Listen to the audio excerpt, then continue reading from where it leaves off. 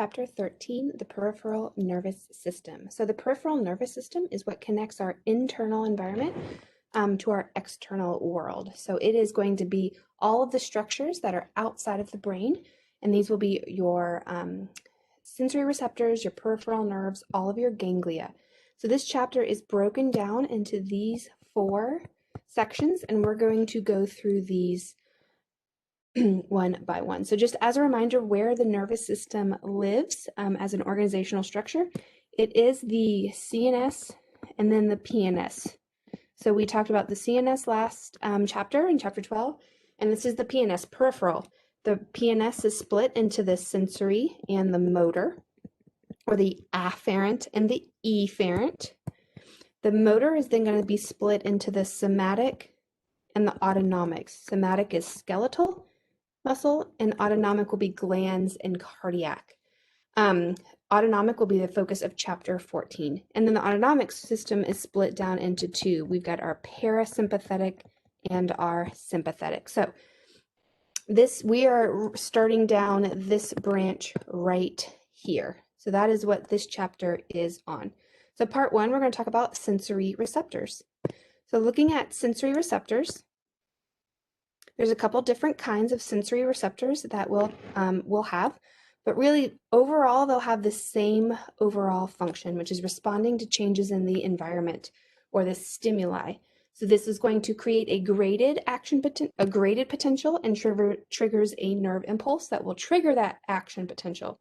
So when we mean sensory receptor, essentially what we do mean is that it's the awareness of stimuli. It's the sensation. It's your ability to receive a change. And then that change will get processed and given an interpretation or a meaning. So that's a perception. So we're just going to focus on the sensation and the awareness at the current time. So you can classify receptors 3 different ways: by this type of stimulus, the body location, and how complex they are. So first we're going to do the stimulus type. So this is going to be receptors that are going to be classified by their actual type. So there's a couple different ones. First one is going to be mechanoreceptor, and this is any receptor that receives information that is change in touch, pressure, vibration, and stretch. So these are going to be mechanical forces that are changing the actual structural integrity of the receptor. A thermoreceptor is going to be temperature. Photoreceptor is going to be light. So darkness, color, grays, change in all of those.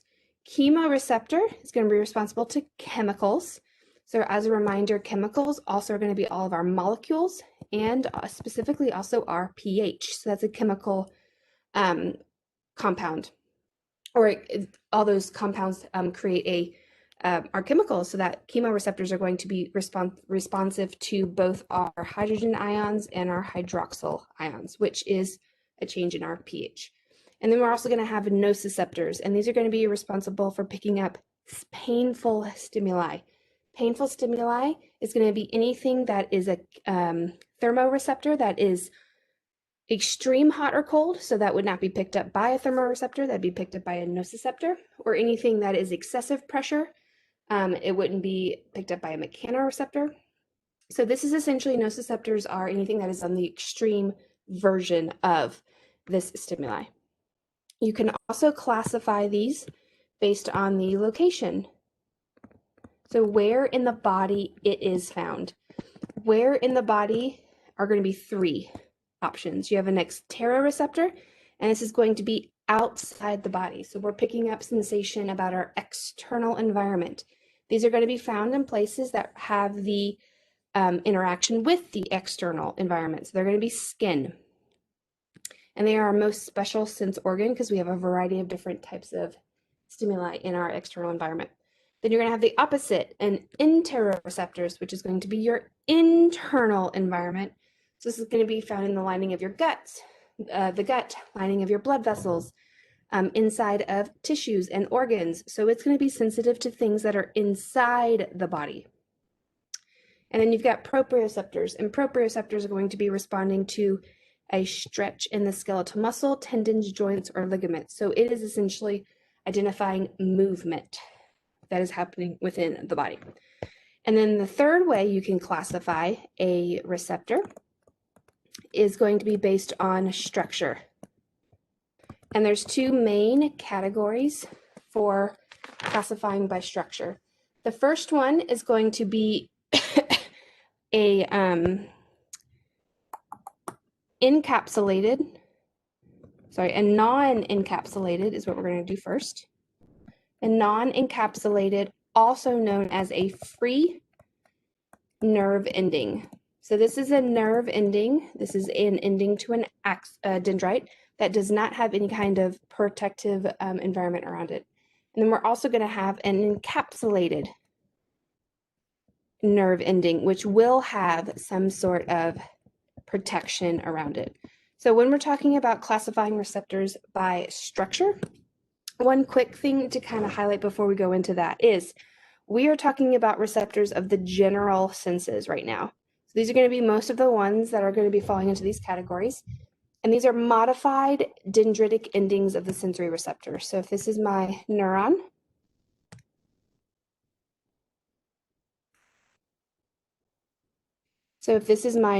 and he looks like this, get the right color. If that's my neuron, here's my axon coming down, and here's my dendrites.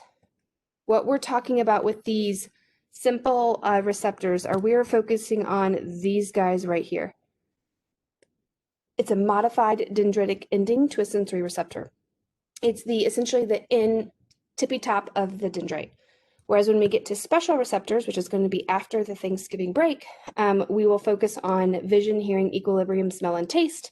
Spend most of our time just in two of those. Those are special sense organs. Their receptor is going to be different. So right now we are only talking about our general senses right now.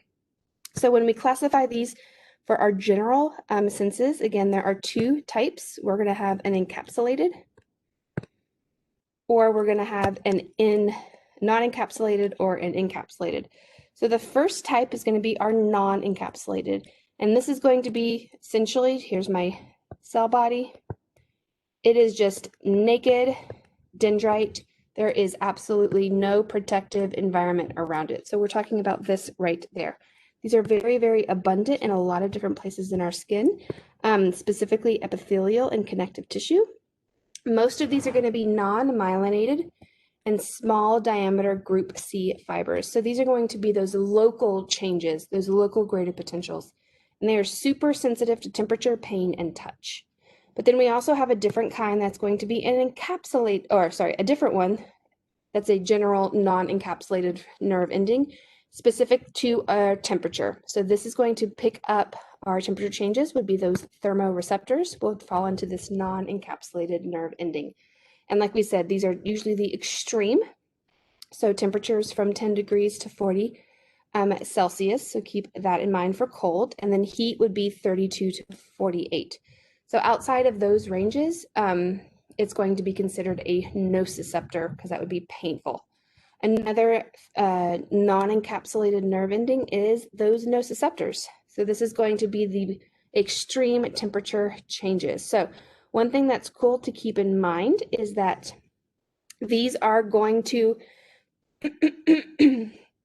be found in our in an environment where there's going to be the option for this essentially extreme options for temperature changes, pinch, chemicals, anything that's going to be considered damaging to a tissue. And then there's two more non-encapsulated. It's going to be a tactile disc and a hair follicle receptor. So a tactile disc is going to be responsible for light touch. So touch that is essentially baby touch. There's not a lot of pressure involved. And this is going to be found deeper in the dermis. And then you'll have one called a hair follicle, which will actually wrap around the base of the hair follicle. So if this is your skin, and this is my hair follicle, and this is the root of the hair that is underneath my skin, you are going to have these follicles that wrap all the way around, these neurons that will wrap all the way around the hair follicle. And essentially, this is how you can detect your hair being pulled, cut, however you would like you feel that sensation. It also will pick up light touch receptors specifically to the bending of your hairs. So for an example, this is how you can feel that mosquito landing on your skin.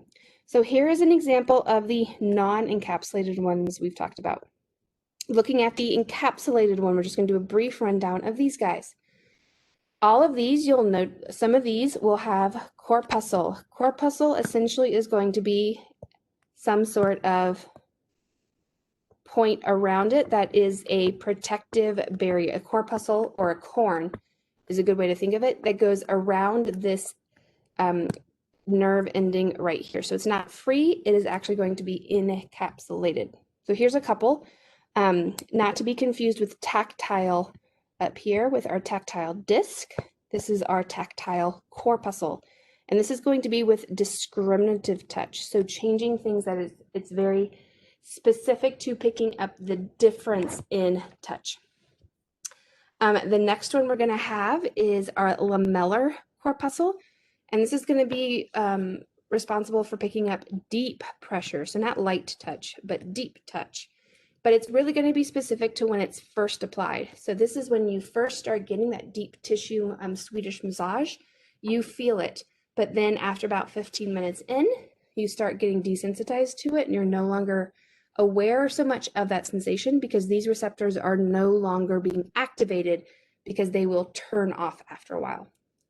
And then the last four you'll have are these four bulbous corpuscles, which is going to be deep pressure, but also pressure that continues.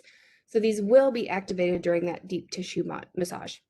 Muscle spindles will respond to muscle stretch, and they're actually wrapped around the inside of the muscle fibers. Tendon organs will do the same thing, detect stretch, but they're in your tendons. And then your joint kinesthetic receptors are going to monitor joint position and motion for basically your ability, your moving of your body and how you move around in space. So here's an example of all of your encapsulated. So then what we're going to do is once we've picked up this information and we have received that change in the stimulus, what it then does will go to the level of perception. So sensation is what we talked about previously, and that's the awareness of changes. But perception is being able to put meaning to that actual change, so you know what that means. So when we talk about our somatosensory system, it's part of our sensory system that is serving our body, walls, and our limbs. And your somatosensory is going to be receiving inputs from outside your environment, extero, inside of your environment, intero, and movement of your muscles and joints. So that's proprioception. So your somatosensory is going to pick up information from these guys. That's how you feel your environment. So you're feeling touch, pain, pressure, all of those pieces. And there's 3 levels. This is just more of a conceptual process to understand. So if here is my brain, here's my spinal cord, but this is put into the body of some, we're going to pretend that did not just happen because drawing is not my thing. So here is my lovely little human. And inside his head, here we've got our brain, our spinal cord, and here's our nerves going down our body and coming off our spinal cord. All of these pieces. What we are meaning by these 3 levels of our sensory system, kind of as a general thought process, is right here, we are picking up the sensation that something is happening to my knee. So this is going to be our receptor level. We are understanding that we have changed and we are picking up the sensation of movement in our knee. That is sending information up through the body, up through the spinal cord, and then it is being processed in the brain. So as it travels up the body, this is going to be the circuit level. So it's a circuit of sorts where the information is traveling. And then once it gets all the way up to the brain, it's up here, it's being processed and given meaning. That's the perceptual level. So your ability to assign meaning behind something occurs at the perceptual level. Otherwise, when you just step on a nail, all you know is that you're feeling pain. Your body is processing the change in that stimuli at the bottom of your feet, It's not until it gets all the way up to your brain that you've identified that particular sensation as feeling. That perceived process is there. So you can see how this is probably a much better picture of what I have drew up here. So when we're processing at the receptor level, these are dendritic nerve endings, either encapsulated or free. So it is going to generate a signal that has changed. And this signal, this stimulus energy, is going to be specific to the type of receptor that is. So for example, a thermoreceptor will not respond to touch, neither will a touch receptor does not respond to a photoreceptor or to light, because the energy that is being given has to be picked up by a specific receiver. And then also that stimulus has to be occurred within a certain receptive field. So if I have my lovely little dendrite coming off of my neuron, and this is the dendrite we're talking about, I have to be able to have that energy picked up because it occurs somewhere in this receptive field. If I have it occur over here, my neuron will not be activated by that particular touch. For example, if it's a touch receptor, if touch occurs here, this neuron will pick it up. So stimulus must be applied within, this is called the receptive field. Otherwise, it is not going to be able to be received, therefore it won't be able to be perceived in the brain. So then when we process all the way up to the circuit level, this is essentially pathways that go from the sensory impulse from the receptor to the cortex. So it's the middle layer. These pathways usually consist of 3 neurons. There are no more neurons than that. So that means all the way from the tips of your toes, all the way up to your spinal cord, all the way up to your brain. This whole thing is only going to be usually 3 neurons long. So that means this whole process, these neurons are going to be very, very long. If that's a 6-foot person and there's only 3 neurons, one of those neurons could be up to 3 or 4 feet. So that's a very long, long process. One way that we know that this process is occurring is through the perception of pain. So pain is going to actually be a really cool process in the sense that it is perceived at the same stimulus intensity, but everyone has a different tolerance to the actual pain itself. So everyone is going to perceive pain the same way, but our tolerance of that is going to be different. So pain tolerance is a true neurological different thing. So our perception of pain is the same, but our ability to process it and handle it is going to be different. So when we've got our pain, 2 types of pain that can occur are going to be visceral and referred. Visceral pain basically is just meaning that it is from stimulation of your visceral organ receptors. So this is the internal that you are feeling. It's aching, it's gnawing, it's burning. It's from the internal viscera organ receptors. And then you've got referred pain, which is pain from one body region that is perceived as coming from a different body region. So the best example of this is going to be whenever men have heart attacks, their signal is they typically will hold or feel pain in their left arm. When women are undergoing or having a heart attack, they typically receive pain in the head or in the neck and will feel a headache or dizzy or feel neck pain. So that's an interesting difference. There's no actual damage to those parts of the body. They're feeling the pain in somewhere else than the actual area where it is coming from. So here's an example of some referred pain. Another good referred pain is going to be the appendix. So your appendix does live on the right side of your body, but most people will feel the pain on the left side of the body. So that's referred pain as well.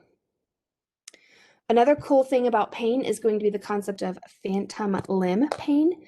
And phantom limb pain is there is an amputated limb, but pain is still felt in that particular limb. So what is going on with this one is that there is NMDA receptors that are essentially still being activated, and it allows your brain and your spinal cord to still feel the sensation coming from that region, even if that region is no longer there. So it's really an interesting process that our brain can perceive pain in an area where we're not receiving a signal of pain. So that's just a very interesting way that our body works. Okay, so that's the first part of the chapter. The second part of the chapter is our nerves and how we communicate from one area to the other in the body. So the focus of chapter 13 is going to be more so this particular section when we're talking about nerves, in particular cranial and spinal nerves.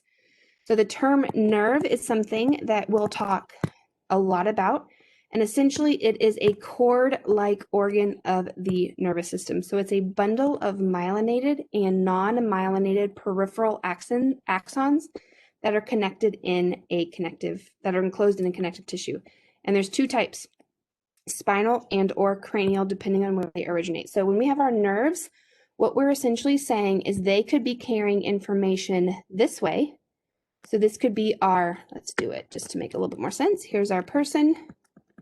Sensory information is going from the body, tips of the toes, let's say, up to the brain, whereas then we need to have motor information coming down. So these are two different pathways because axons and neurons are one direction only.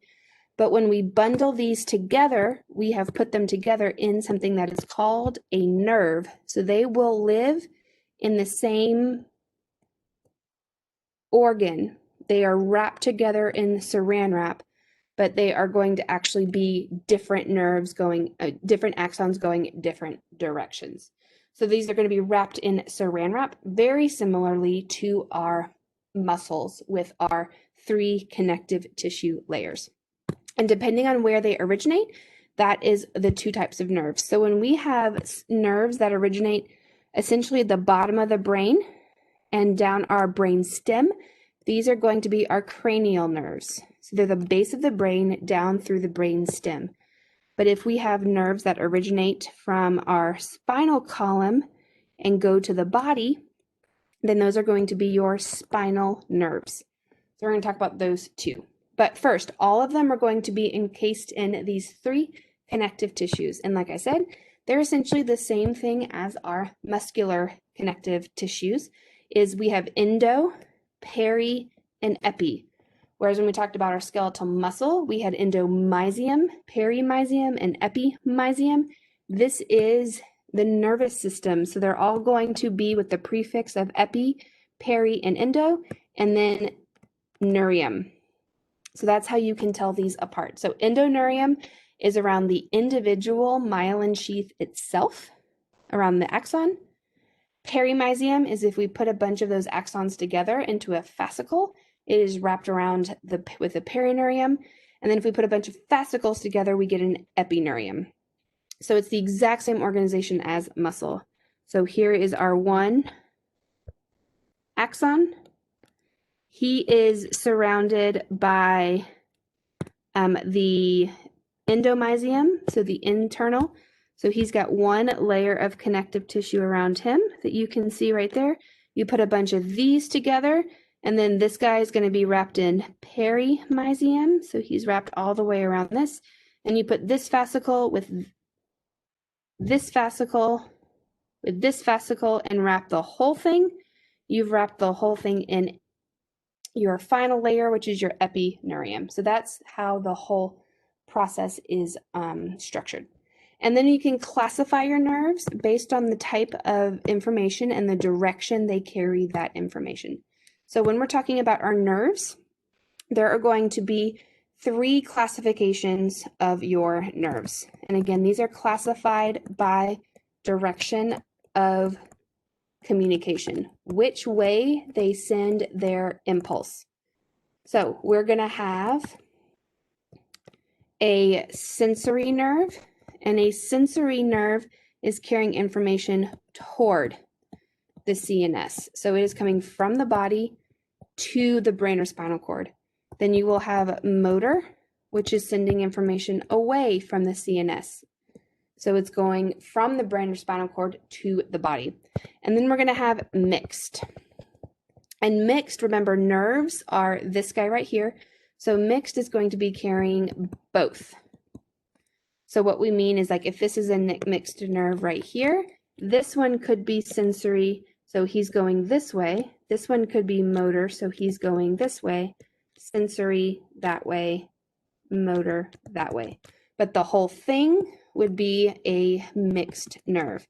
If they were all going in the same direction with our sensory, then it would be a sensory. Likewise, if they were all going one direction in the motor, they'd be a motor. So those are the three types. When we're talking about these, when we talk about spinal nerves and or cranial nerves, we'll talk about these particular types. There's another term that you do need to know. We've got our neurons, but another term we're going to talk about is ganglia. So just to come up here and do, these are important topics. So ganglia is where we're going to have neuron cell bodies associated with nerves in the PNS. So ganglia is essentially saying that if we put, here's my lovely little neuron, my dendrite, and my one axon. If we were to put two of these guys together, these cell bodies take up space. That is a three-dimensional structure right there, and they take up quite a bit of space. So if you put a bunch of these together on a much smaller level, here's my cell body, here's my cell body, here's my cell body, dendrites, axon, cell body. This guy right here is going to take up a lot of space. So ganglia is a three-dimensional structure, essentially, that is made up of your cell bodies, of these sensory neurons being combined together. So the cell bodies essentially create a three-dimensional bulge. So if this is what our individual axons of our neurons look like, if we put all of this together in a actual nerve, you would see this, where it is, here's my cord, here's my nerve, here's my ganglia. So essentially it would look like this, with this is all your cell bodies of all of your axons. Cell bodies of all of your neurons. Okay, so we are actually not going to focus on regeneration, but I do want you guys to be aware of that in our CNS, most CNS fibers do not regenerate. So we briefly talked about this when we talked about neurons, but just as a reminder that these do have cell bodies and they do have nuclei, but CNS fibers do not actually regenerate, which makes it very, very hard after some sort of injury or damage. Okay, so the next section is going to be focusing on cranial and or spinal nerves. So when we're doing cranial nerves, I would say this is probably one of the hardest sections of AMP1, is to remember and be able to understand the cranial nerves. So I'm going to make a big chart that goes down the length of the notes. So when we're talking about cranial nerves, they come off the base of the brain. So this is our, just do it the way we always draw it. This is our brain. We are looking this way. So we are looking from the bottom of the brain up to the brain. And these are all of our cranial nerves. So there are going to be 12 pairs, which means there's 24 total because there's 12 on one side and then an equal same 12 on the other side.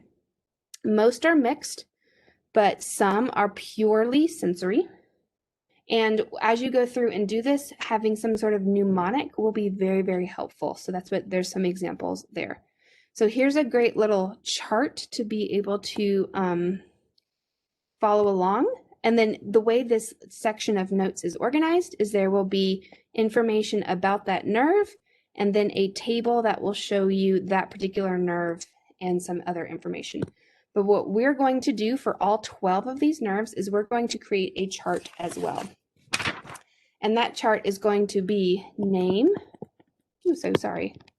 number of the cranial nerve, name of the cranial nerve, and then function of that cranial nerve, what it is responsible for doing. So the first number is going to be number 1. However, it's not just 1. You'll see a lot of times CN1. Also, these are done as Roman numerals. So it's not a 1, 2, 3, it is going to be 1, 2, 3. So Roman numerals is how cranial nerves are going to be numbered. So cranial nerve 1 is going to be the olfactory. So olfaction is going to be a sensory function. So this particular cranial nerve is carrying sensory information, and he's responsible for carrying sensory information that is smell related. So I'm going to do an S for sensory, motor, M for motor, or B for both. So then the next one we have is going to be cranial nerve 2, and this is our optic nerve. So if we had our olfactory nerve up here, I'm just going to leave off the nerve. This is our optic. So this is our vision. This is also a sensory nerve, and it is going to be responsible for receiving information that is visual related. So you can see here's our eyes. The base of the brain, information from your eyes will go to one side of the body, one side of the brain, information from the other. So you'll actually split your visual fields. Part will go to the right eye, part will go to the left eye, but this is the general rule of them. And then cranial nerve 3 is oculomotor. So you actually are going to have 6 muscles that control your eye movement. So there's 6 muscles that will control your eye movement. Ocular motor is going to control 2 muscles. So ocular motor is going to be number 1. That is controlling your eye muscles. This is going to be a motor neuron, a motor nerve, and it's the muscles of the eye. And that is the right or left. So you can see that there. Cranial nerve 4 is trochlear. This is also going to be muscles of the eye, and this is not going to be number 1. This is going to be number 2 pair of eye muscles. So now we've done 4 muscles of the eye. So his function is also going to be the other 2 sets of muscles of the eyes. So that is what your trochlear nerve is responsible for moving. And then you're going to have the 5th one, which is your trigeminal nerve. And your trigeminal nerve is the coolest first nerve. It's one of my favorites, is because he's the largest cranial nerve, and he is going to have 3 divisions. So that's where the tri comes from. And what he's actually carrying is he's carrying sensory and motor. So he's going to be the first one that we will have who will be both. He will carry sensory, that is of your face. So he will pick up the 3 branches in your face, and he will carry motor, that essentially is going to be the muscles of mastication or muscles of chewing. That is what your trigeminal nerve is responsible for. So you can see trigeminal nerve is a really cool nerve. So you can see how he comes in right around the ear, and there's branch 1 to the top of the face, branch 2 to the middle of the face, and then branch 3 to the bottom of the face. So cranial nerve 6 is going to be your abducens nerve, and he's also going to be a motor nerve, and this is going to be your last set of muscles of your eyes. So he is going to be number 3 of eye muscles. Okay, the next one is going to be cranial nerve 7, which is our facial nerve. And your facial nerve is going to carry both sensory and motor. So his sensory information that he'll carry is going to be taste, so parts of the tongue, and then the motor information will be the muscles of the face for facial expressions and that type of thing. So he's going to carry both sensory and motor information. Don't get the facial nerve confused with the trigeminal nerve, because the facial nerve will have 5 branches, not 3.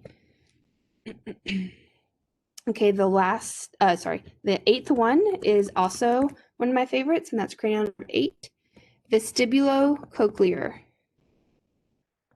And the vestibulocochlear nerve is going to be carrying sensory information only.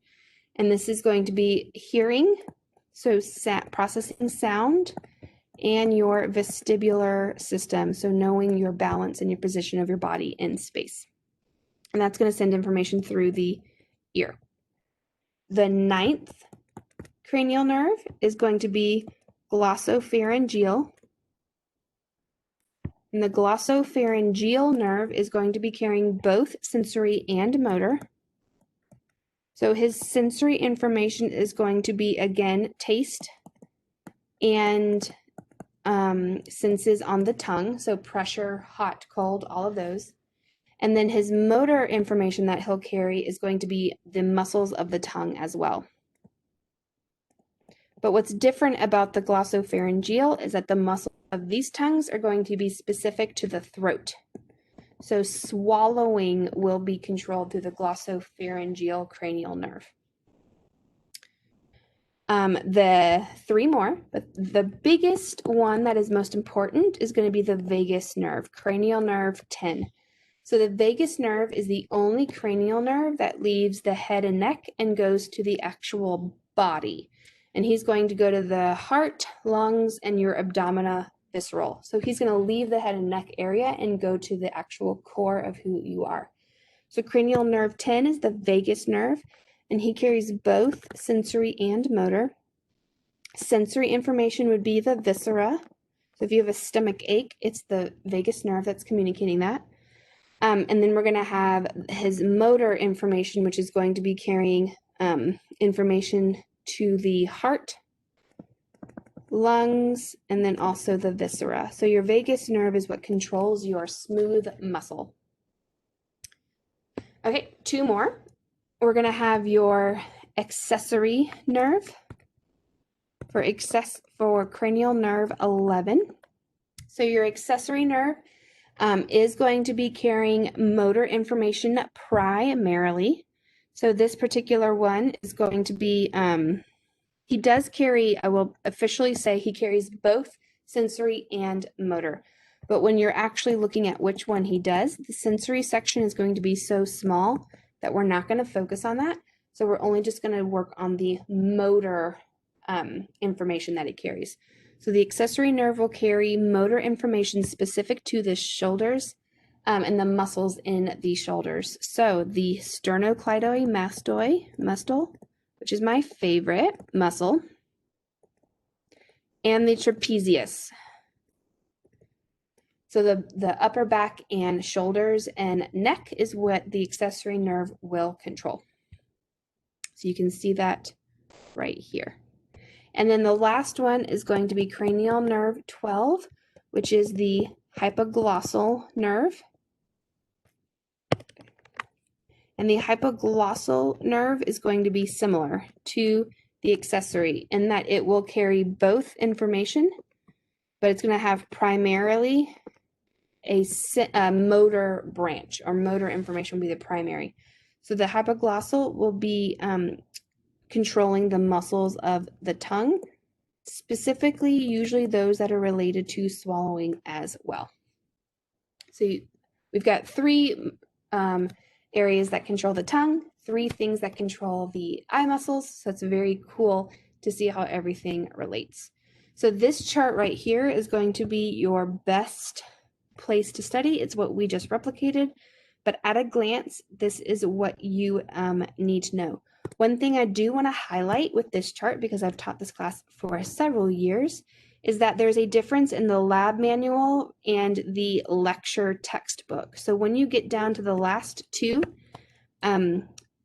cranial nerve 11 and cranial nerve 12, right here, the accessory and the hypoglossal will have different information in the textbook versus the lab manual. So just as be aware of that difference between the two. Okay, as you're going through and studying these nerves, the way you need to be able to know these nerves is you need to be able to definitely do them. So when you're studying the cranial nerves, you need to know all the numbers, so 1 through 12. You need to know all the names in order. So number 1 is optic, number 1 is olfactory, number 2 is optic, number 3 is ocular motor. You need to know, if I were to say, what is cranial nerve 12, that you could say hypoglossal. So you need to know all of those. then you also need to know the function. So if I were to say, what is cranial nerve 12 and what does it control, you need to be able to go from 12 to hypoglossal to muscles of the tongue. If I were to say, what are the 3 sets of muscles that control the eyes, you then need to be able to pull out, and it's ocular motor, trochlear, and abducens. So the best way to do this is some version of 1, 2, 3, 4, 5, 6, 7, 8, 9, 10, 11, 12. And if we were to do just our numbers, it would be olfactory, optic, ocular motor, trochlear, trigeminal, abducens, faciens, vestibular cochlear, glossopharyngeal, vagus, accessory, hypoglossal. That's just the name. But then you could do function of sensory, motor, mixed. I did both, but mixed works as well. Motor, mixed, sensory, both. So you need to be able to say, cool, I need number 4 is trochlear, and it's a motor nerve.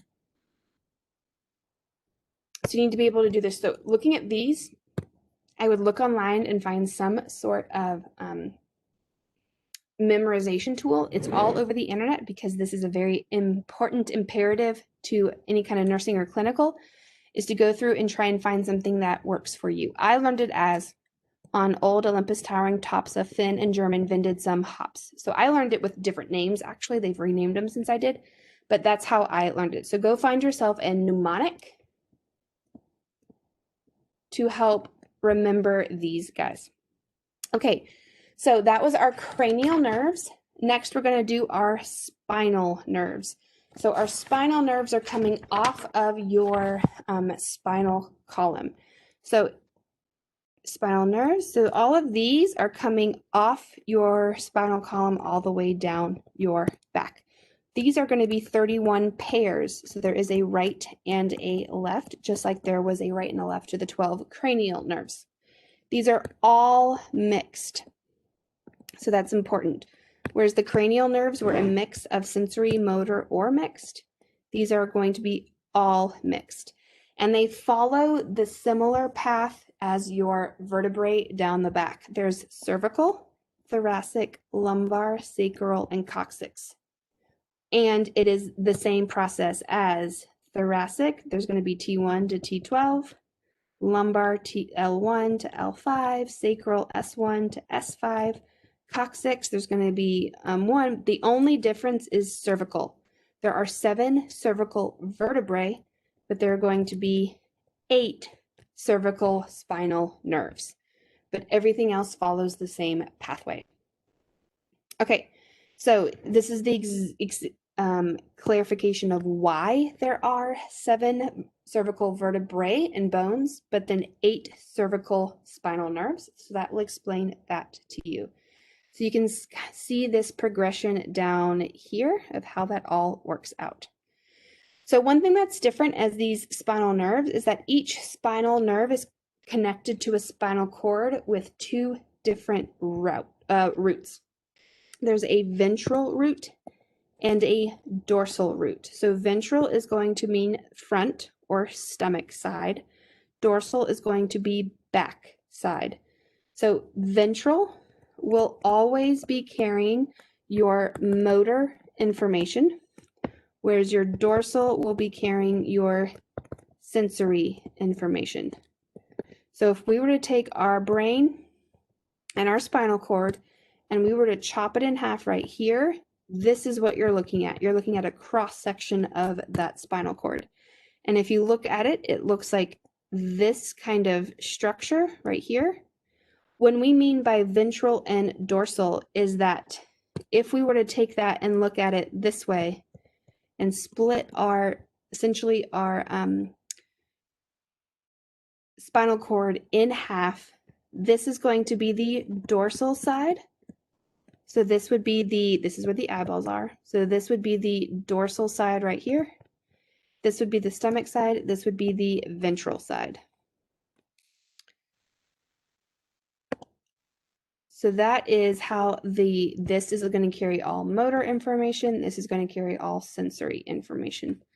So if you zoom in on this guy, you can see if you were to split it right down the middle, these are all going to be named dorsal and ventral. So when we're saying that there's going to be a dorsal and a ventral root, essentially how information is coming into this spinal cord is going to be sensory or motor. So I'm going to have sensory information coming in this way, and then it goes up to the brain to be processed, and I'm going to have motor information coming out this way. When you put these together, your motor information will come out and travel down this lovely little pathway to the rest of the body, just as your sensory information is coming into the spinal cord like this. When we're talking about these being a spinal nerve, we are actually talking about this section right here, where it is carrying both the incoming sensory information and the outgoing motor information. And then they actually will split at some point to do the root. So that's what's happening with the ventral and the dorsal root. Dorsal is always going to be sensory, ventral is always going to be motor. What I want you guys to know from this particular section is that your spinal nerves, these roots will become progressively longer the farther down your spinal cord you go. And eventually at the very, very, very end, these will become something called the cauda equina.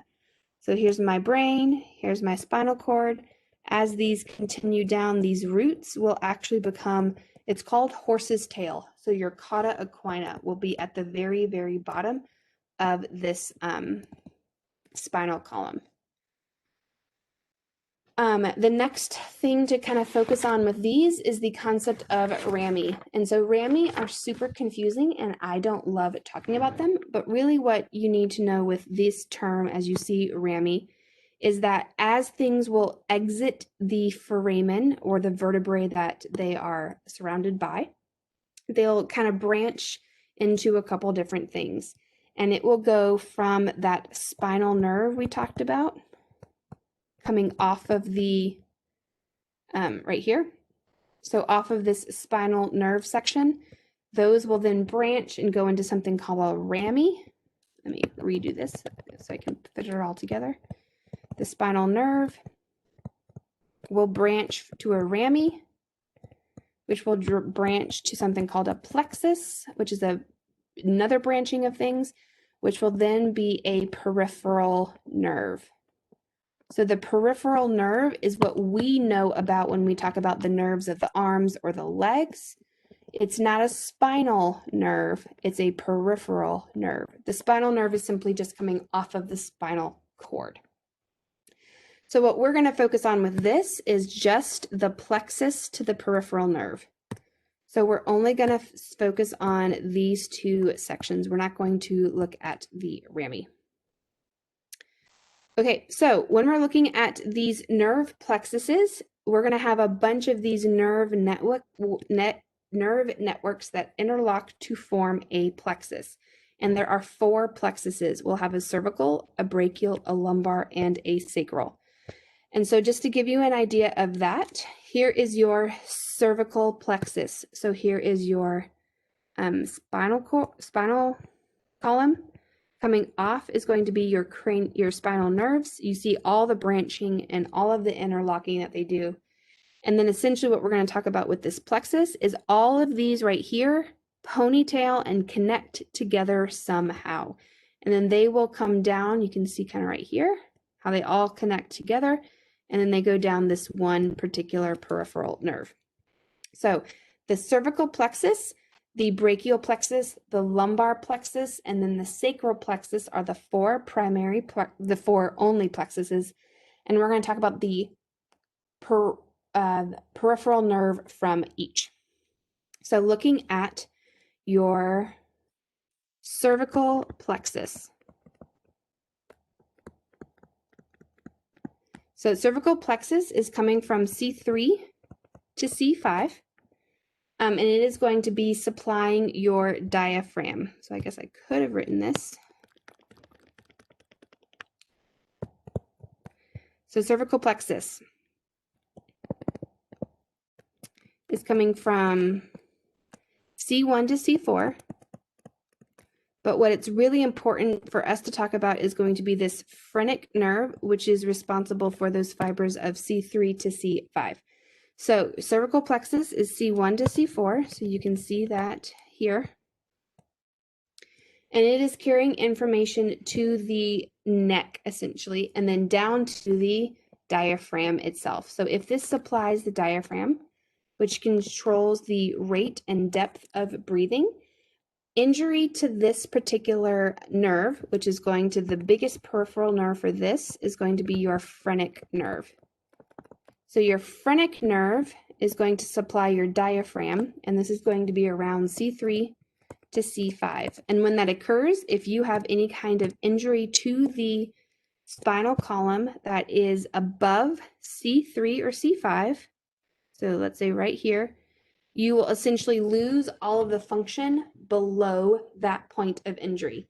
So if you have an injury at C1 or C2, you lose the ability to control your diaphragm.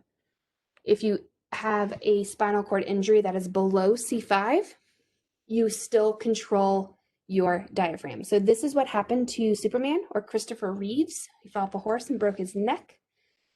He actually had his neck break above his phrenic nerve C3, so therefore he has lost the ability to control his diaphragm. He was on a respirator.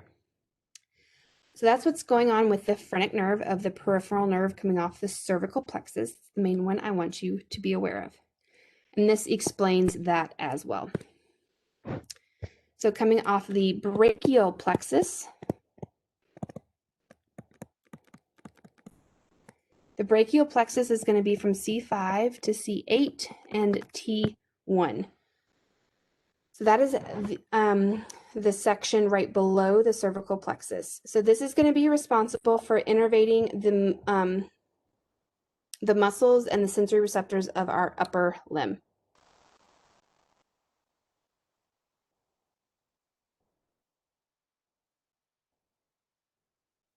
Is our brachial plexus.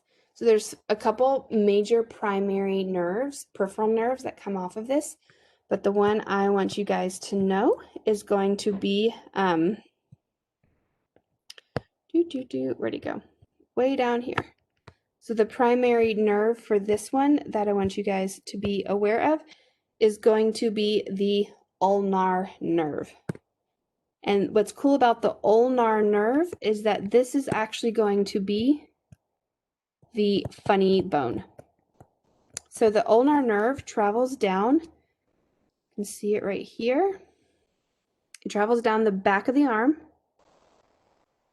and then it travels right here. So when you actually hit your elbow on a surface, what you feel is you are actually hitting this section right here, that part of your ulna, but what lies right on top of that is going to be the ulnar nerve. So what you're actually hitting when you hit your funny bone is you are activating your ulnar nerve. So that's actually really, really interesting and cool. Okay, there's a couple other things that can go wrong with your ulnar nerve. You can have something called, here's an example of the funny bone, but you can also have something that is going to be called claw hand, which is when you have severe or chronic damage to the ulnar nerve and it's led to sensory loss, paralysis, or muscle atrophy. You essentially have hyperextended all your fingers and you get this claw-like hand. But the other thing you can also do is trauma to the nerve that's on the top, in front of that, so it's on the anterior side of the arm, is the radial nerve, and you get the wrist drop. And I think it included the wrong picture. So that is the wrong picture for this. The wrist drop, which essentially looks like just where you have dropped your hand. That was a bad picture. There's no ability to keep your hand upright and in a neutral position. It's always going to be flexed in a dropped position. And that's because of trauma to the radial nerve on the other side. The last two plexuses are the lumbar and the sacral plexus. So the difference between the two is that they're both going to innervate the lower limb, but some will be the front of the lower limb, some will be the back of the lower limb. So to start with, we're going to do the lumbar plexus. And the lumbar plexus will arise from L1 to L4.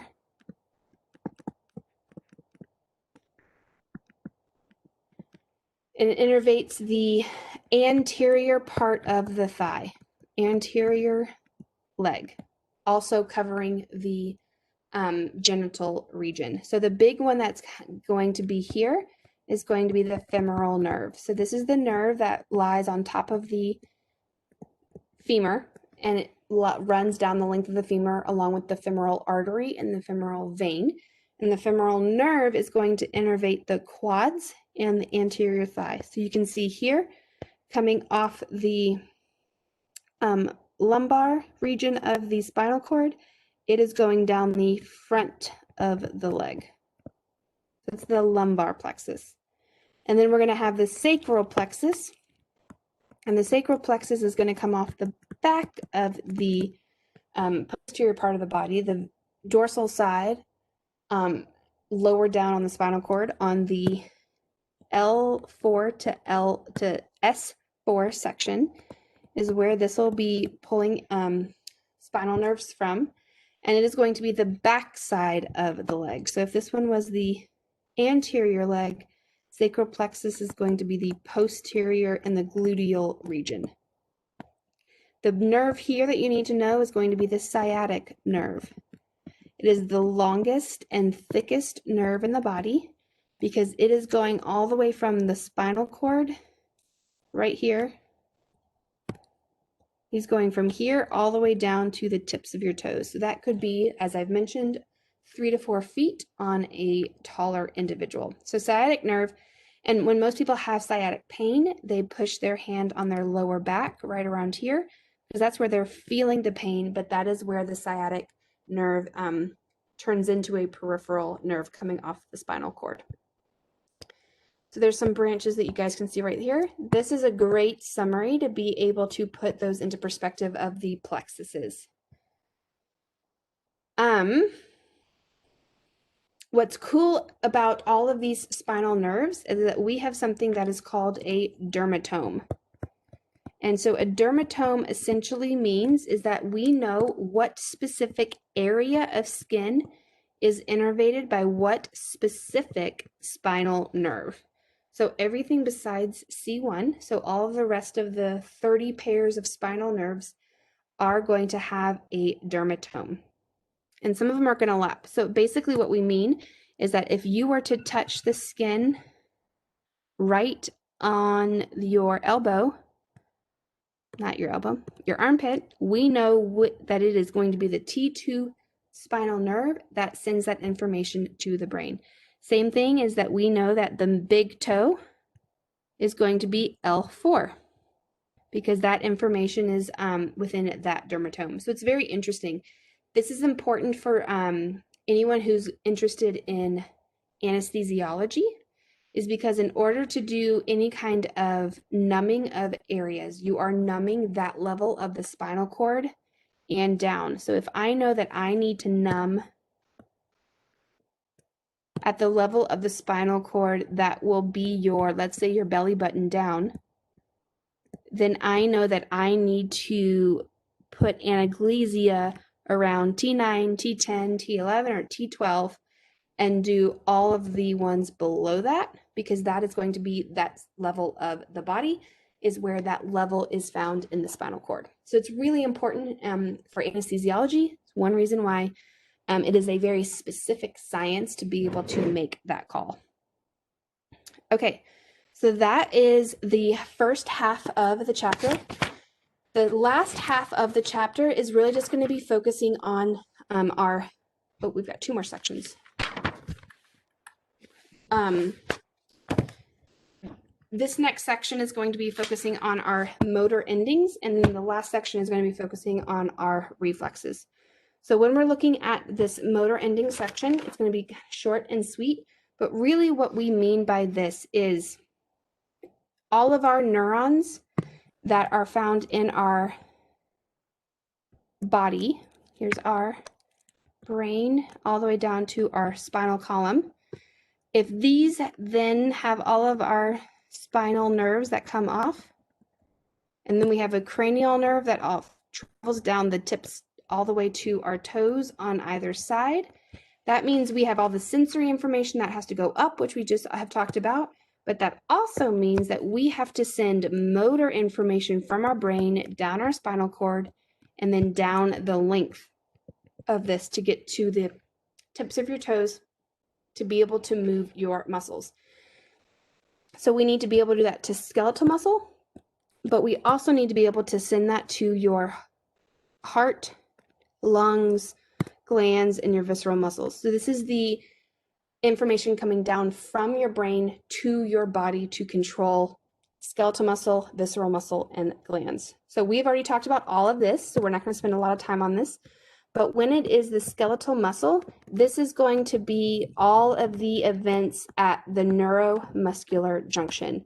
So everything we talked about in chapter 9 that related to this neuromuscular junction, acetylcholine at the terminal, movement of sodium and potassium, calcium, opening of voltage-gated channels, contraction. This entire process is again up for grabs because that is the neural control of a skeletal muscle. We just started at the end point, at the axon, but essentially now we know what the whole process is occurring. So within our motor control, there's 3 different levels of information that is happening. And basically they're broken down into segmental motor control, projection motor control, and pre-command. These are the 3 levels. So here's how you can kind of see how they are working together. So with our segmental level, basically it's the lowest level of our motor hierarchy. And it's things that you do not think about in order to happen. Reflexes that happen automatically and autonomic movements like eye blinking. These happen automatically. This is the segmental level of motor control. You don't choose to move them. They are just happening behind the scenes. And then you have the projection level, which is going to be responsible for producing voluntary skeletal muscle movements. So using upper motor neurons that will control that pathway. And also having control from your brain stem motor areas for things that are motor actions that you are choosing to still do. So your projection level is going to connect between this segmental level all the way up to the pre-command. It's essentially the mid-level, the midpoint. And then the pre-command level is going to be in your brain, you're processing all of this information from your cerebellum, your basal nuclei. You're trying to figure out your movements, starting and stopping them, coordinating them, deciding what you want to do and not want to do. You're working on all of these information before you actually do the output or the command of motor. So again, this is pre-command level. So all of this is occurring in the brain, and all of this is occurring before it actually processes and sends out the information through the spinal cord.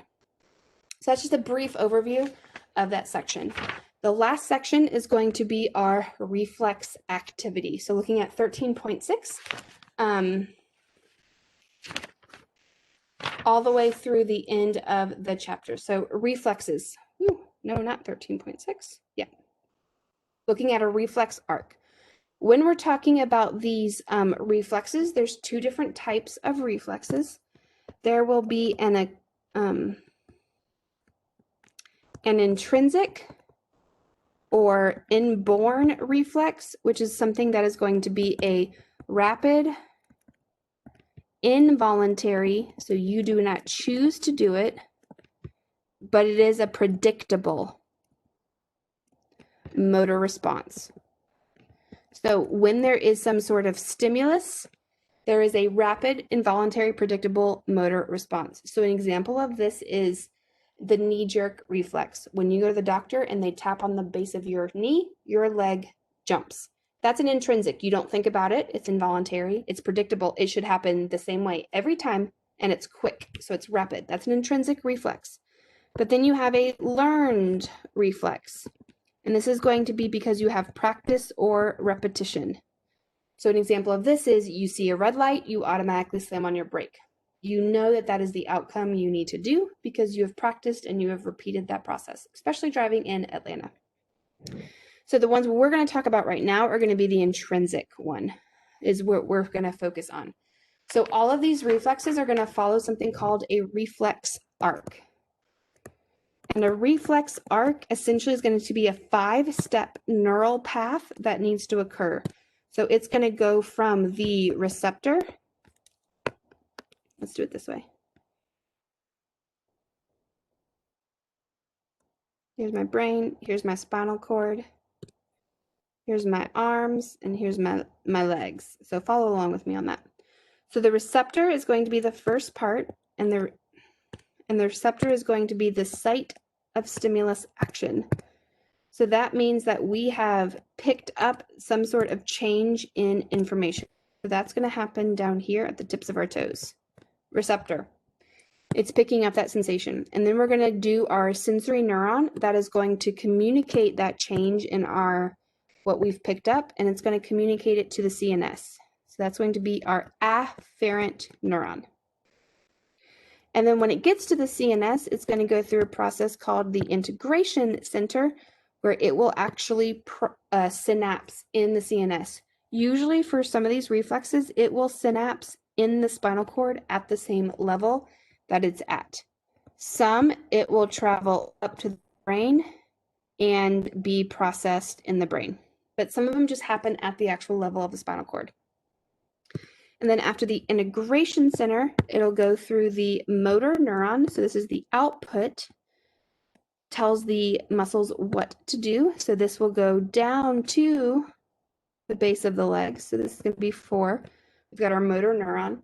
And then what it'll actually do is that motor neuron will tell something to occur. So what it's going to tell in this particular case is if it was the tips of my toes that I felt pain, it's going to tell my skeletal muscle controlling my toes to move my foot. So this reflex arc essentially creates this pathway from receptor to effector. So it goes through the entire process. It's a loop, or it's an arc. So reflexes are going to be classified by whether or not they are skeletal muscle. So in that case, they're going to be somatic.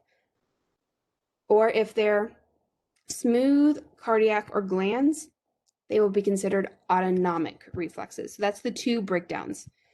Here's a much better view of the reflex arc.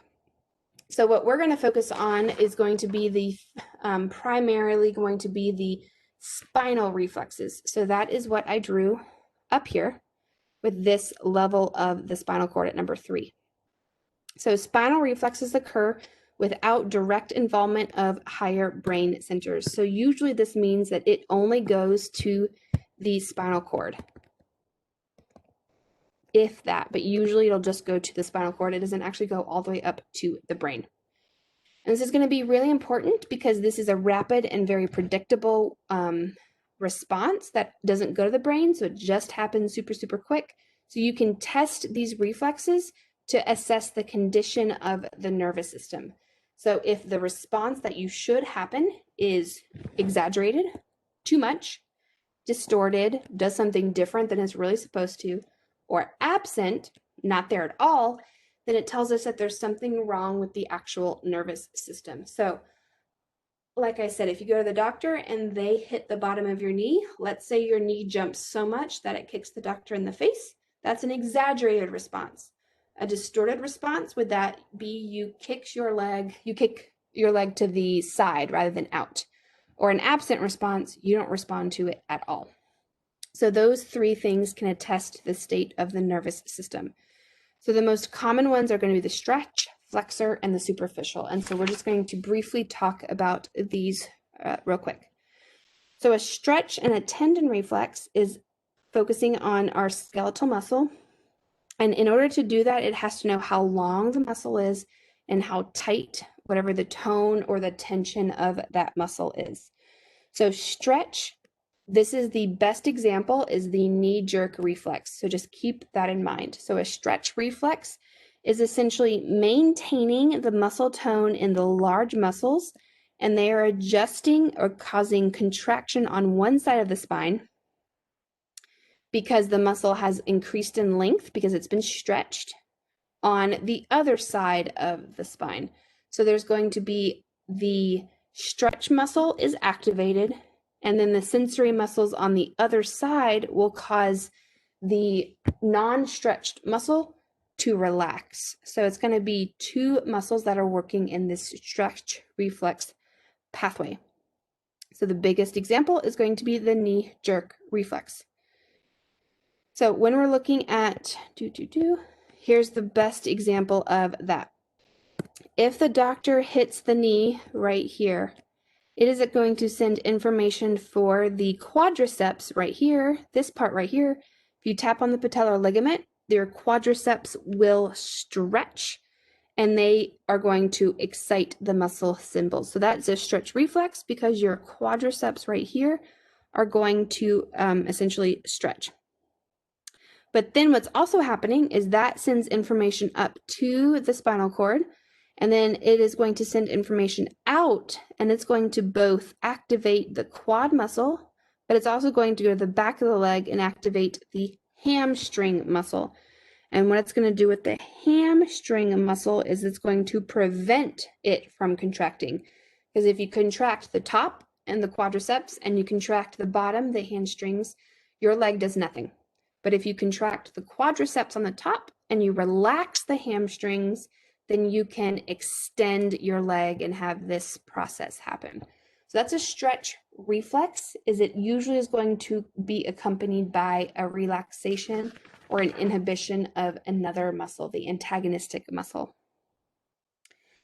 So the knee-jerk reflex is an example of that. Looking at the tendon reflex. So the tendon reflex is where your muscles are actually going to relax or lengthen in response to tension. So rather than contracting, they are going to relax and then lengthen. And so an example of this is after you have that stretch reflex, your tendon reflex will get activated and relax that muscle. So after we've activated that quadriceps, then we're going to then need to put our leg back and we will have the tendon reflex kick in, which relaxes that muscle. And then the last two, I believe, is going to be the flexor withdrawal reflex. So this is initiated by some sort of painful stimuli. So you are withdrawing from that stimuli. So you are pulling away whatever body part is happening. So it's important with the flexor withdrawal reflex is an example of this, is if you have your lovely little person and they're cooking dinner on the stove and they have a hot pan and they pick up that hot pan, what is the first thing you do when you pick up that hot pan? You immediately drop the pan because you have withdrawn from that particular stimuli. So that is an example of the flexor withdrawal reflex. Your body just automatically withdraws, and it's important in protection for survival. So another example is knowing your finger's going to get pricked for blood supply and then just automatically withdrawing it from there. And then the last one I believe that we are going to look at for this category is the crust extensor. And the crust extensor reflex is where you move the opposite side of your body. So you are moving the contralateral side of your body. You are extending the contralateral side. And when you extend the opposite contralateral side, then the same side will withdraw. So if you were to step on something sharp right here, you're going to feel it on your right foot. That information is going to go all the way to the spinal cord, but what's going to happen is it's going to go to the opposite side of the body, and in order to not keep your foot here, you're going to take the other foot, jump away, You're going to extend it to get away from it, which will then pull this up and away. So it's the opposite side of your body extending to have the same side of your body get away or withdraw. So that's the crossed extensor reflex. It involves both sides of the body. So for individuals who have a brain damage or challenges with communicating across their corpus callosum in their hemispheres, this reflex may be a challenge for them because they may not be able to have both the opposite side extend and the same side of the body withdraw. And so then I guess the last one we're going to look at is going to be the plantar reflex, or a superficial reflex. We're just going to focus on that one. So a superficial reflex is what happens when you just generally give a gentle stimulation to the skin or the cutaneous area. So the biggest one that's known is we're just going to focus on the plantar reflex. So the plantar reflex tests the integrity of the spinal cord from L4 to S2, and it is essentially when you take the bottom of a foot, so here's my 5 toes and the bottom of my foot. So this is my big toe. So this is the midline of the body. So what it happens with the plantar reflex is if you stroke down the lateral or stroke up the lateral sole of the foot, so you stroke up here and then you stroke up here, what your toes are actually going to do is they should flex down and they should curl. And if your toes flex down and curl, then you're good.